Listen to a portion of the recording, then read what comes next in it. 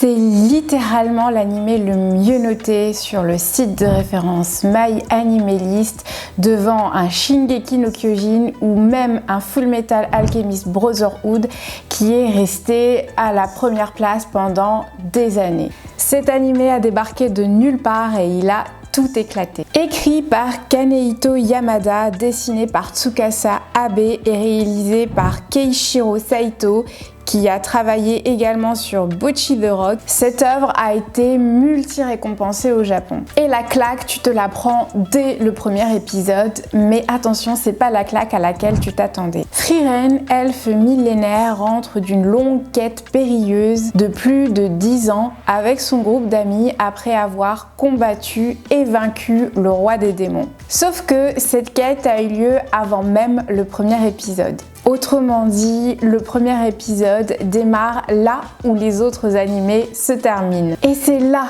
que réside toute la force de Frieren qui casse et redessine tous les codes du shonen. Après avoir fêté leur victoire, Frieren, pour qui 10 ans ne représentent qu'une fraction de seconde, décide de repartir en voyage seule et promet à ses amis de revenir les voir juste après. Elle tient parole et revient 50 ans plus tard. Ce sera malheureusement la dernière fois qu'elle reverra son amie Himmel, qui meurt de vieillesse paisiblement peu de temps après. Frieren, qui est de nature stoïque et peu émotive, est alors prise de remords et regrette de ne pas avoir pris le temps d'apprendre à mieux connaître son vieil ami. Elle décide de repartir en voyage en compagnie de nouvelles recrues, Fern qui est l'apprenti de Heither, son ancien ami, et Stark qui est également l'apprenti de Aizen, avec qui elle a parcouru le monde en compagnie de Himmel. Son objectif, avant toute chose, est d'en apprendre davantage sur le cœur des hommes, mais également sur elle-même, car depuis peu, elle est prise d'émotions qu'elle n'avait jamais ressenties par le passé. Commence alors une véritable quête initiatique où tous ses repères et toutes ses croyances vont être chamboulés. La vie, qui n'avait pour elle aucune signification jusqu'alors, va prendre tout son sens. Frieren, c'est une ode à la vie, une ode à la nature, à l'éphémérité et à l'importance des moments simples que l'on passe avec nos proches. Mais Frieren, c'est aussi un sans faute sur toute la réalisation. L'animation est réalisée par les mythiques studios Madhouse qui sont derrière la dernière version de Hunter x Hunter ou encore Death Note, Nana, Monster, Parasite et j'en passe. Donc tu l'auras compris, cette animation est juste sublime de bout en bout. Et vraiment, si tu as vu l'œuvre, tu dois le savoir, tu t'en prends plein les yeux à chaque épisode. Vraiment, on s'en prend plein les yeux entre les jeux de texture, les jeux de lumière et le chara design qui est juste incroyable, qui a été travaillé avec soin par la fameuse Reiko Nagasawa qui avait également travaillé sur Mob Psycho 100, One Punch Man ou encore Made in Abyss. Et la bande son est juste sublime également. Elle a été réalisée par Evan Cole qui est l'artiste responsable de la bande originale de Violet Evergarden.